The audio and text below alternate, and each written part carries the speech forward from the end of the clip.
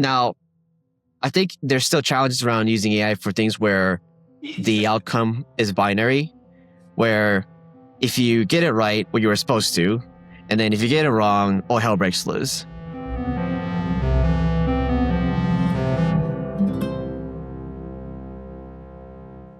Hi, I'm Chris Scott, the founder of Van Barrack. And so I'm very happy to be joined today by my friend Kenta Tomura. Kenta, hi, welcome. Do you want to introduce yourself quickly? Yeah, thanks, Chris, for having me. So my name is Kenta Tomura. I'm a solution architect by trade. So what that means is could be pre or post implementation, guiding customers through different system landscape architecture, figuring out all the different systems and how they all kind of fit together. Kind of using vague terms here for a moment, but think about quote to cash, could be the kind of e-commerce infrastructure, marketplace business models, billing, payments, back office. All these different pieces all fit together is sort of my trade, if you will. And I've done stints at Azora. I'm currently at Stripe. And the common thread is really me kind of being the business and technical advisor to businesses and customers, large and small. Okay, wonderful. So you've worked in and around Silicon Valley for what, all your career? And where are you in the world right now? I'm in Japan right now, so I'm taking for a hot spring break while also working remotely. So can't wait to do my graveyard shift in just a few hours. But in the midterm, I'm going to jump in a hot spring after this podcast episode. So. Oh, wonderful. Well, thank you very much for taking the time out to join us. Yeah, of course. So let's move on to AI, just very, very like top level. Are you an enthusiast? Are you a true believer? How experienced and exposed are you to the various AI technologies out there? Yeah, I wouldn't say I'm the most trailblazing per se. I do use the different AI tools on a day-to-day basis. I would put myself kind of in the optimistic skeptic, if that makes sense at all. And I certainly see the value. Otherwise, I wouldn't be using the toolkit. I do have some questions around the long-term, economic financial viability, both in terms of the cost sense as well as from an environmental sustainability sense. So, there's obviously, huge potential in the sort of democratization of technology that AI is driving. But I think there are many, questions left unanswered that I'm already trying to figure out across, different segments and industries. So yeah, that's sort of my way of saying yes to your question. Okay. Maybe we'll come back to some of the economic viability stuff because I'm really keen to hear your views there. But let's just start to level set with what are the tools that you use day to day? And you're currently employed by Stripe. What does Stripe encourage? Like, is everybody using the same things? Are there systems that are standardized that have been approved for the workforce? Like, yeah, what tools are you interacting with day to day? Yeah, I'll kind of start from my personal side, and then I might just kind of speak to more of a general sense to what I've seen from enterprise size companies and kind of how they go about curating policies around AI tool use. So I think it's many people. My first big exposure to AI tools started with ChatGPT. I've actually started with using I don't know if you were around or if you recall DALL-E when it first came out in like 2022. It was kind of like a fun way of creating Family Guy episode featuring Steph Curry, right? That was sort of like the cute way of creating graphics. And then GPT-4 came about, and we were all kind of, our collective mind blown, and kind of started the Cambriatic explosion, right, of AI tool. And so I experimented with different, chatbots, right, ChatGPT, Claude, Gemini. I kind of started as almost treating them as kind of the three triumvirates, if you will, and to see, what sort of different outputs they might provide, and almost use this as sort of a, council of the wisely, if you will. And as that sort of evolved more to further practical use cases like, using Claude or Cursor to help kind of prototype different coding projects or initiatives that I might take on to help create applications and whatnot that otherwise, as a non-coder, would not be able to do. So it's kind of like my sort of personal journey with AI, and kind of how I've evolved my use cases over time. And I'm sure you might have questions there, but on the enterprise side, I think what I see is the more pragmatic balance is to not be too prescriptive about what tools that employees will be mandated to adopt or use. I think obviously I want to have some guardrails around data governance, especially. So ensuring that your proprietary data is not being used to fed into the different training of the models, and that's something that I think each enterprise will want to ensure that it's into the contract, or they have the right contracting and implementation to ensure that their data stays kind of on their side, as opposed to being fed into the training of the various different models. Which if you have an enterprise contract, you can typically ensure you avoid doing so.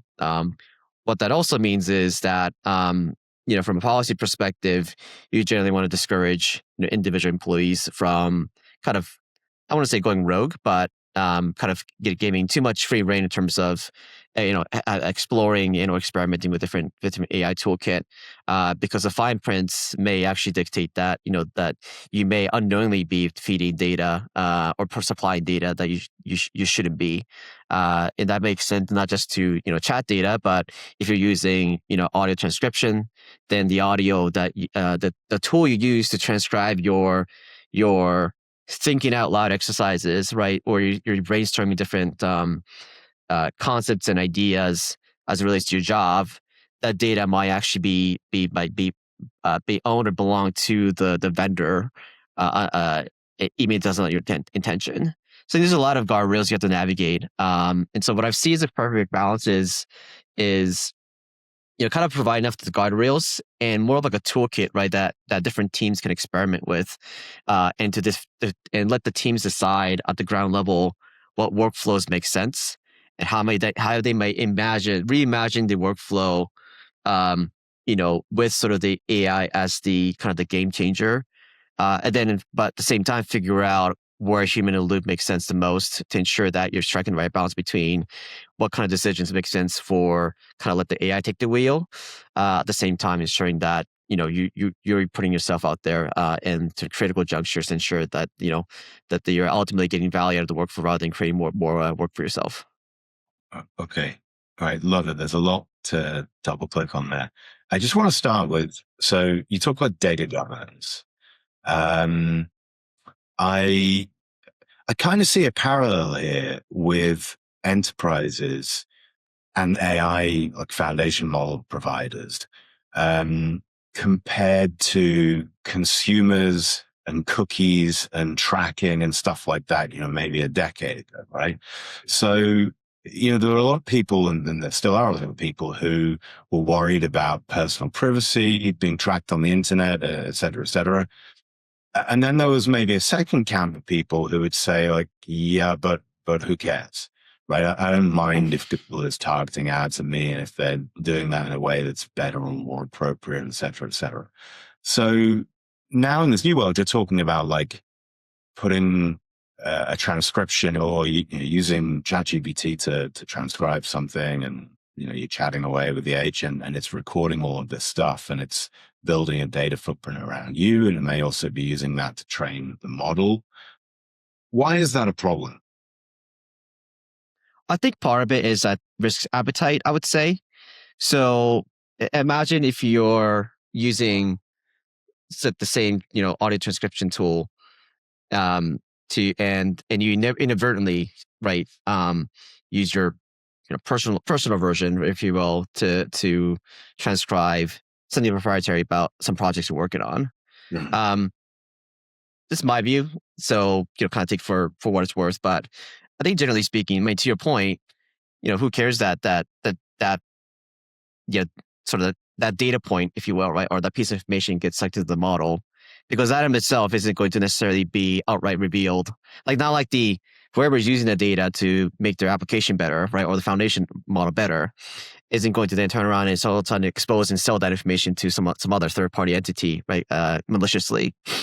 I think one inherent risk, I suppose, is, will that eventually, if there is some kind of a vulnerability down the line, like this is an extreme example, right? But imagine whoever gets the access to the model, where they can basically say, dear model, tell me what was said about this company or this particular topic in the last 30 days by either this individual or this team. Again, the possibility of that happening, right, is quite low, but risk is one of those things where when it does happen, right, then you're in the world of hurt. And I think that's inherently that kind of the balancing act you have to do. And obviously enterprise is a lot more reticent to any kind of risk as opposed to individuals where, where I'm going next week for parts of my travel plan, if that gets sucked into the model, who really cares to an extent? Right. But I do think that this is maybe one of the situations where enterprises are sometimes bad at weighing things up relatively. So, there is, as you say, a risk that at some point there's some vulnerability or attack vector, so that one of your competitors can somehow find out something you've said because it's gone into the training step for the model and they worked out, right? Okay, fine. Now, that thing that you said might be intelligent, smart, insightful. It's probably not groundbreaking. It's probably not something that the model hadn't vaguely picked up on anyway. So that's a pretty low risk. And then on the other side, you have risks of for example, people becoming over dependent upon models and losing their own model of the world and their own kind of skill set and stuff like this. And so most enterprises seem to be completely blasé about the latter, but actually all of them have these concerns about data leaking to the foundation models. And for me, I would absolutely opposite, weigh those two risks. What do you think about that? Yeah, I think that's a good point. And, kind of having been more on the enterprise side of the house, I'm quite keen to really get a more ground floor view as to, I guess where I'm going with this is, there's these, incumbent enterprise companies that are really just trying to retrofit, for the most part, AI toolkit into existing workflows and processes, right? Because it's really hard to change people's way, because a lot of it is just down to, humans and their appetite for change. And there's a lot of this inertia we have built into kind of the way you're doing things. It's just hard to convince someone to dramatically change how they load a dishwasher. Imagine that for, business processes supporting multi-million or multi-billion dollar companies. And I think that's quite the contrast to what I would imagine how these AI native companies run now, right? These companies that spring up. When I say AI native, not necessarily, companies whose product is natively kind of, embedded with AI capabilities necessarily, but in addition, just how they embrace AI toolkit in their day-to-day workflow, and they're able to really build the business from the ground up, using AI. And I think for them, I would imagine the velocity is so much higher, and they have much higher risk appetite, or understand that, between even with the data, the governance piece, accounted for, they would favor much more the experimentation and iteration over, kind of fall into analysis paralysis, which, can certainly be the drawback, right, for across the enterprise companies, because they have to be so careful about decision making. Yeah. I mean, okay. So you talked about an AI native company. I guess let's think about I think as of yet, hypothetical one-person unicorn, and that it's floated as a thought experiment here, where everything else is AI. You talked a few times about workflows. You used that word. You used processes. These are things that are fundamentally baked into the way that enterprises that were born a couple of years ago think about the world, or further right? Um, and if you're using agents to run everything, in general, you're not thinking about workflows. You have like tools, and those tools are being used in discrete ways by an agent where it sees fit. There's no like linear process, do this, then that. It's just Yeah. do the thing that you think is best, right? And I guess like somebody who is an advocate for that would say, well, like the processes were constraining. Now we don't need them because we have this like intelligence to go and make these decisions for us. Obviously, there are a few things that could go wrong there, which I'd love to hear your view on what some of them might be. But another thing that is in my brain here is like the whole ecosystem around like running a large business, right? So if you are getting audited, there's an expectation that you have processes and they're well documented. But when you do get this one person unicorn, are they going to be saying to an auditor, well, I don't use any processes. You just have to go and look at this agent or talk to this agent or ask this agent something. Like, is that going to be okay? Are there laws and regulations that stop them doing that? Does it make sense? Any thoughts on that? Yeah. Me, I'll put a more concrete example for like what I think about like a workflow. And as you know, my trade is solution architect, which typically means there's sort of there's an input and there's an output, right? And I think everybody's got, sort of that in and out dynamic. And for solution architects who are either in pre-sales or post, it's the input is usually something around, things like the customer's current system landscape, their current business processes, any documents and materials that can help kind of shed light on, how does the customer run their business today? What systems are in use, and how does the data flow from one end to the other? The output, I think, can take many different shapes and forms. And what I mean by that is, you know, I think 10 years ago, the typical output may be something like, okay, well, based on inputs as around how customers are running their business today and some desires around how they like to be in the future, the output can be something like business requirements document. So you get like a rows and rows and a spreadsheet of, you know, BRD1, BRD2, you have some categorizations and et cetera, et cetera. You get a sign out from the customer that, yes, this is the, full list of requirements that we are looking to implement. And now let's get a solution design around how the future system might be configured, right, to meet these needs.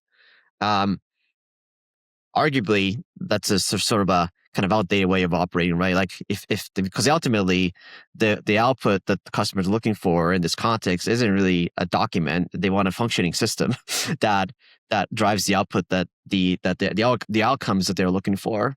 And it's so the way I see in this workflow, I still think even with agents, you still have to kind of, in my view anyway, you kind of have to teach these agents some key steps.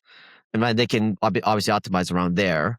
But what I see is, well, as opposed to running weeks and weeks of interviews across people, right? Why not a reverse demo? Why not just like current documents, I guess, describing the latest approval flows?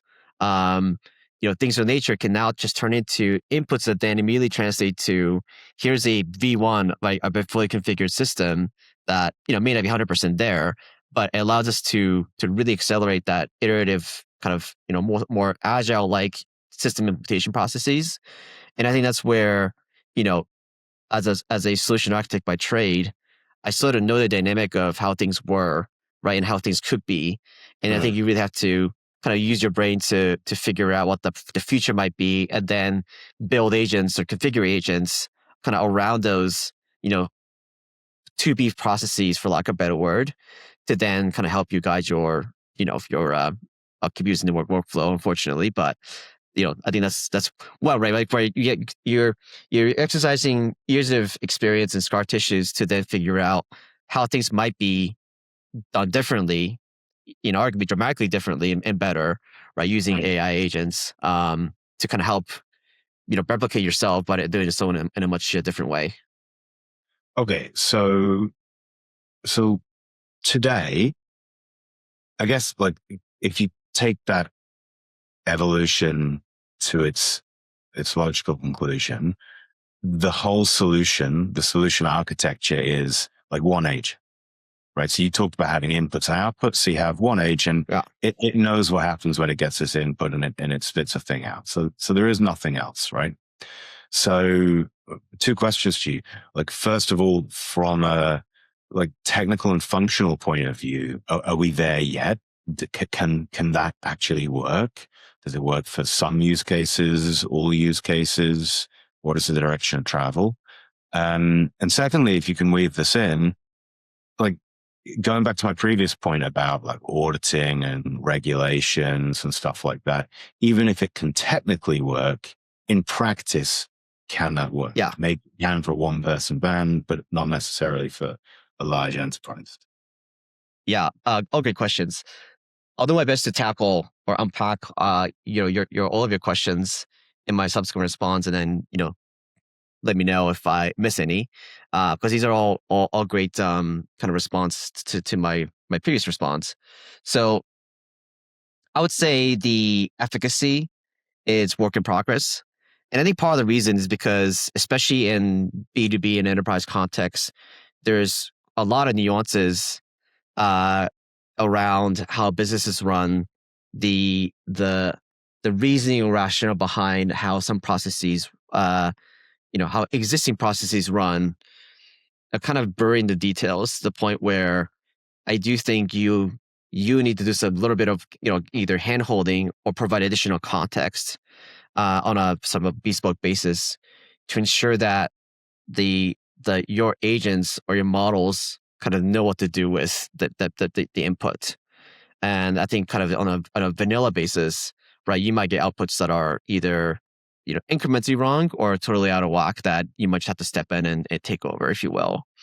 I also think that many B2Bs, I think many software, and then sort of the in even in enterprise space, there's sort of the what should we call it?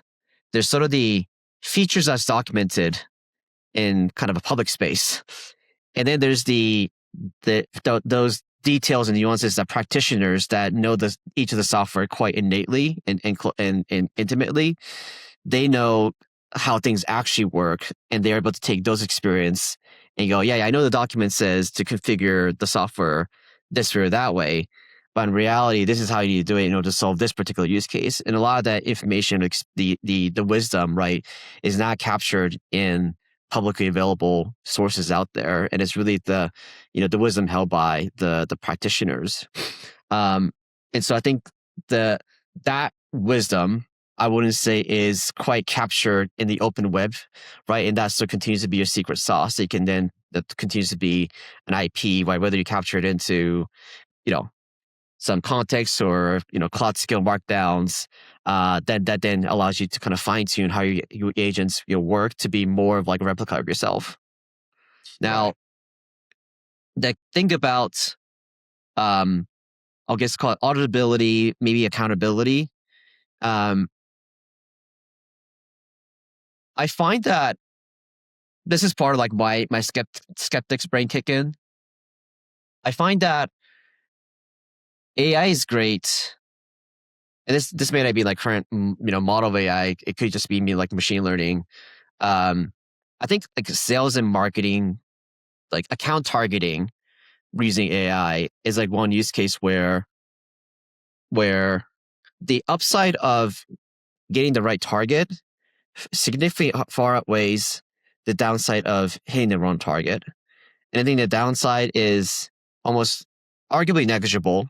What I mean by that is, if you're using your agents, AI, whatever you want to call it, you created an account targeting list, and of the 5,000, 1,000 responded positively, and then let's say 4,000, basically said no, thank you, right? One way or shape or form. The downside of the 4,000 is, short of you, I'll just say the 4,000 may just add you to like do not email lists, right? And then you kind of call it a day.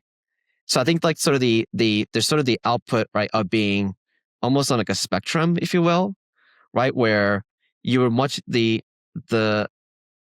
continue to you rather use this for this particular use case, because the upside of getting it right very much is worth the downside of the nose, if you will. Right.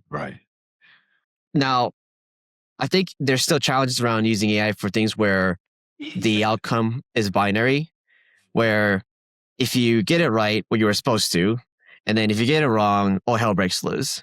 And I see that quite a bit in, billing is another example. It's one key example, right? Like if you invoice the right amount, well, you were supposed to, and if you bill the wrong amount, get ready to be fired, right? Or go on an apology tour. A lot of that is very much true in finance and accounting, right? Numbers have to match; they have to reconcile. You can't just make stuff up out of thin air.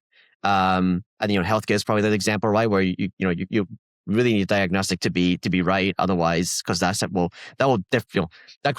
makes the difference between life or death. And I think that's where there's some premium around having owning the accountability. And I think right now that tends to be human, right? For those types of use cases and flavors of where just AI could support, but then like some of these own the deterministic nature, right, of the need. Yeah. Okay. You touched on so many interesting things that I want to dive into. But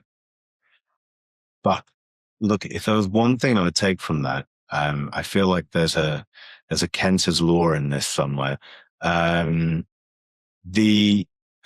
you described is use cases that are bad for particularly agentic AI, either where you need what you described as wisdom, and we should double click on that.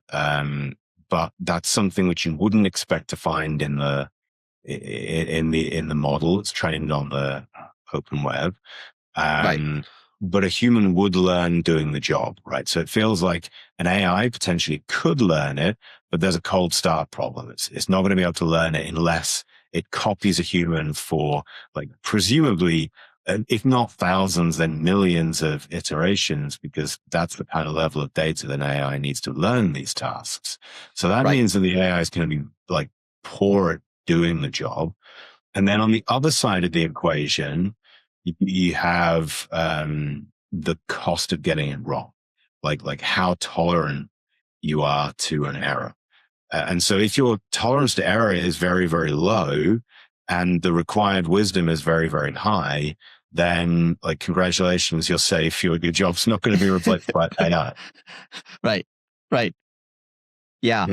And I think about, I used to use, the chat toolkit to try to educate myself on things like, I think in billing payments, there's a lot of compliance and regulatory topics you have to navigate and be equipped to speak to. Part of the other challenge is that customers often want you to sort of play the determinism, for lack of a better word, right? If I go to this country based on this business model that I have, what regulatory landscape do I need to worry about? And, how do I be set up for success? And, for better or worse, often we have to kind of play the consulting card, right? We go, well, it depends. And you should talk to your own lawyer. Right. And of course, that's not really a satisfactory answer. So you want to try to read up on as much information as possible. But you really can't, I think, as a complete novice, and I think, you and I have talked about this in the past. There's sort of this paradox, right? Where yes, AI with the internet in general, but certainly the current mode of chatbots and whatnot, the chat tools, it's quite good at giving you introductory information, but it can also be really good at convincing you of something, information that's completely wrong. But when you lack the domain expertise, you wouldn't know how to tell them apart and call BS on it.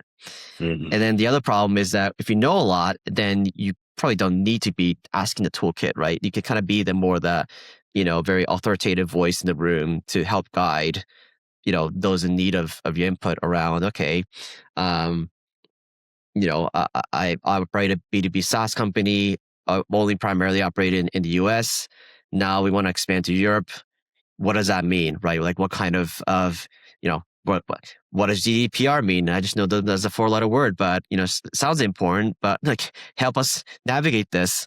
And then, in order to be a credible, authoritative voice in the room, like you had to have some scar tissues, right, to be able to speak to it credibly, as opposed to I just got to download off of one of the chat tools to give me surface level information, right? But that's I can't. You wouldn't be able to speak to on a much deeper level if called upon.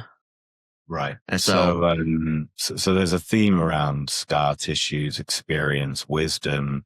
These kind of things are missing from the model. And if we play, I'm now going to call Kenta's law against some of the use cases that are out there at the moment. Like obviously, very famously, AI is excellent at writing software. Right. This is an industry which is being absolutely flipped on its head by what AI can do. And in that world, the knowledge is absolutely on the open web. It's not like particularly special wisdom. There are like good design patterns, but they're all well documented on the open web. And there's an argument to say, and I think there's some nuance here, but there's an argument to say the cost of getting it wrong at the first level is pretty low. Like just if you write some software and test it out locally and it doesn't work, like who cares? Right? If you write some software and it kind of looks like it works and you put it into production, you're a big company and it turns out actually there's a security vulnerability. Well, okay, maybe there is some tolerance for error issue there, but it on the surface, it seems to fit very well with it, right? And then you talked about inside sales, going out and trying to find accounts and stuff like that. I think there clearly is wisdom there. There's clearly an area where if you know your space, there's stuff that isn't on the open web. But the denominator of this equation, as you said, the tolerance for error is super high. You don't really care if you get it wrong. So to get a good use case for that. If you worked for a kind of niche manufacturing company, you make bicycles or something like that, and you're an executive working on strategy, I'm feeling like that's a situation where there's really a lot of wisdom involved. There's not much on the open web about the strategy for selling bicycles. Right.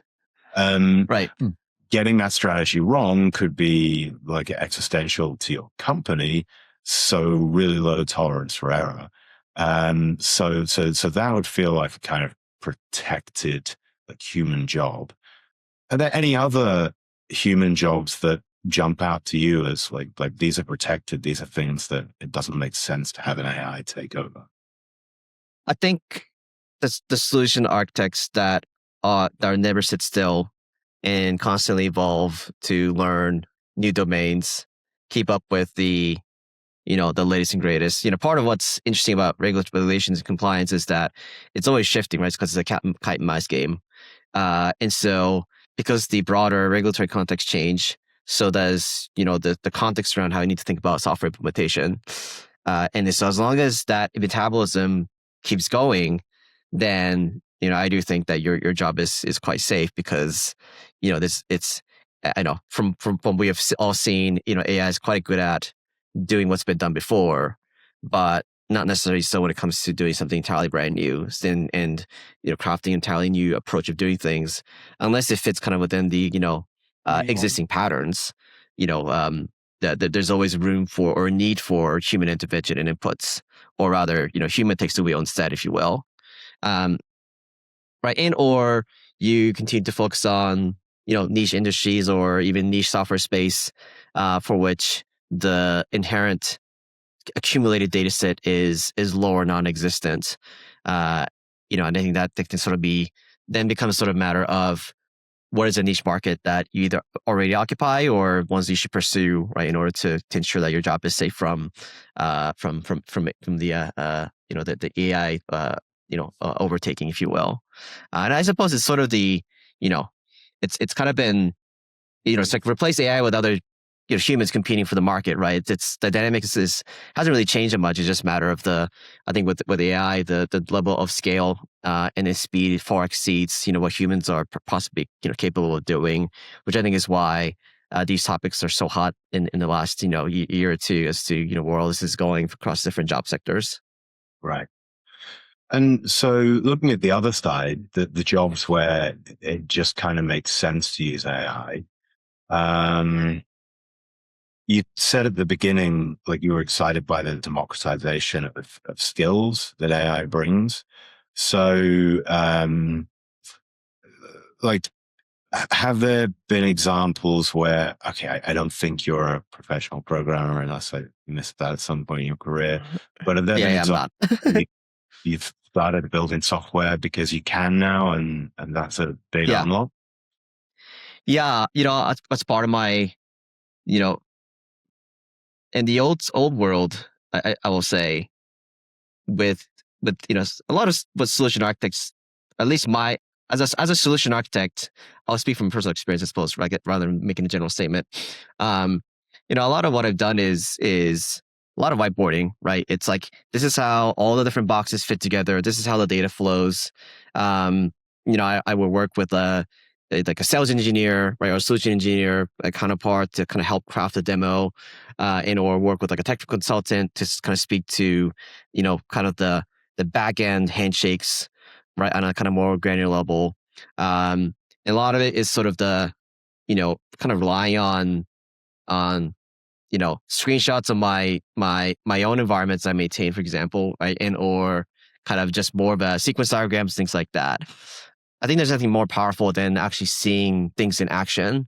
And, I think Stripe does quite a phenomenal job with documentation, right, on ensuring the path to actually you doing it, right, is within reach to give developers a sense that they can just go do it themselves. And so more recently, I've been able to use, cursors and Cloud Codes of the world, right, to actually go from conception and just kind of talk to things in a more theoretical sense as to how things will work, to actually be able to craft, demo applications with appropriate systems in the back, right, or in the front, to show, hey, here's what your storefront experience, right, or your kind of admin console, what the experience might look like with kind of your look and feel, but with the appropriate software, whether it's Salesforce, Zora, Stripe, whatever, to kind of show the end-to-end flow, right, from start to finish. And that's not something that I would have been able to do, right, even 4 years ago, I'll say, because I was never a trained software engineer or developer. Right? I don't know how to code per se. The most I've done is SQL, right? That's not really a programming language per se. It's more of a query language. So I think there's a parallel here on like in the music world. I think everybody's so fascinated by synthesizers because you could take your music from 0 to 1 without having being a trained composer, right? Or even a trained musician, so to speak. If you had an idea, right, you could sort of take your idea to market. I'll kind of use that more of a product lingo, right? From consumption to market, without the need of having to train 10 years learning the piano, right? Or learning how to like produce and arrange music, so to speak. And that was sort of the electric explosion and like new wave and post-punk things of nature and this whole kind of attitude around it. I see a lot of parallels with that with sort of the AI powered coding tools. Is you don't have to be a trained programmer to at least like take your idea into a functioning prototype, I suppose, at the very least, with some sort of a visuals correlating to it. I think that that's the key tipping point that I don't know if we've reached yet, but I feel like there's a lot of pressure pushing us over. Like for a couple of years now, people have been using AI to generate prototypes. And of course, professional programmers are using AI to write software. But there's not it's not as common that non-programmers are building production, like productized software with AI today. But I feel like that will become more and more common. It will happen sooner or later. There's there's an adage that I heard that some software developers said, which is every line of code is a liability. And I think that's a really great way to think about it. I think vibe coders might think every line of code is some value that you've created, but actually an experienced engineer knows that every line of code is a liability. It's something that has to be maintained. It might have a bug. It might have security gaps in. And I'm interested in like how when we get non-programmers, maybe that's the wisdom part of Kenta's law here. Non-programmers producing software, but they don't yet have the battle scars to know that more software is probably not just a great thing. Yeah. I don't know the answer to this one, but I do think in general, kind of back deep into the whole regulatory and compliance questions, like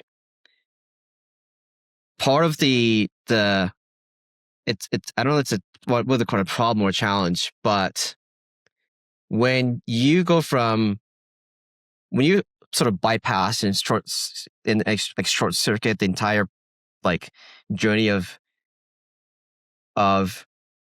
when you have instant access to these outcomes, but you never sort of appreciated or gone through the process of acquiring what it took to get to the outcome.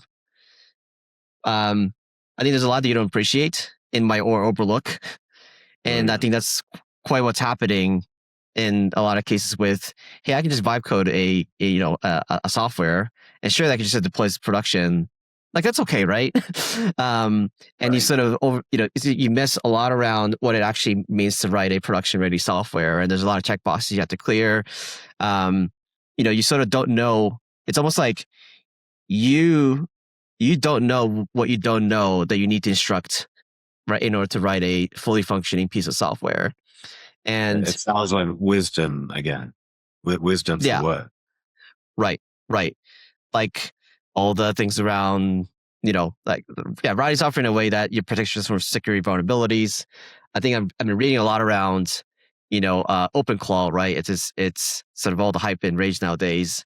But you do have to really be careful around how you implement that into your machine so that it's not going around leaking your PII and other very sensitive proprietary information that you really don't want out on the world.